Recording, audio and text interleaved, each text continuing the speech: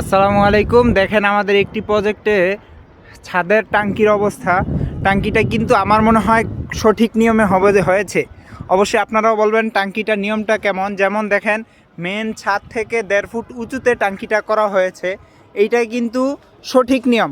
অনেকেই দেখা যায় মেন ছাদের সাথেই টাঙ্কি করে ফেলে, টাঙ্কি করে ফেলে, কিন্তু না, আমাদের এই প্রজেক্টটি কিন্তু সুন্দরভাবে এবং সঠিক নিয়মে চারো সাইডে বিম দিয়ে, দেখেন একেবারে বিম দিয়েছে, চারোপাশে বিম এবং মাঝখানেও একটা কনসেল বিম দিয়েছে। তবে এই চারো সাইডের যে জুল বিমটা, এই জিনিসটা আমার কাছে সঠিক নিয়ম মনে হয় এবং আমার দেখা মতো অনেক ইঞ্জিনিয়ার সাহেবরাও এই নিয়মটাকেই বলে থাকে যে মেন ছাদ থেকে আপনাদের ভবনের পাকা টাঙ্কি হবে একটু উঁচুতে।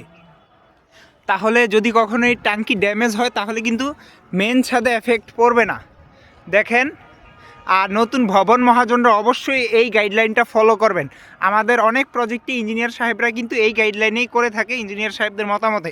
কিন্তু যেই সমস্ত প্রজেক্টে দেখা যায় ইঞ্জিনিয়ার থাকে না, তারা কিন্তু এই গাইডলাইনটা ফলো করে না। তাদের জন্য আসলে ভিডিওটা অবশ্যই আপনারা ভবন মহাজনরা ভিডিওটা শেয়ার করে টাইমলাইনে রেখে দিবেন এবং আপনাদের ভবনে একই পদ্ধতিতে টাঙ্কিটা করে নেবেন। ধন্যবাদ। আল্লাহ হাফেজ। আসসালামু আলাইকুম।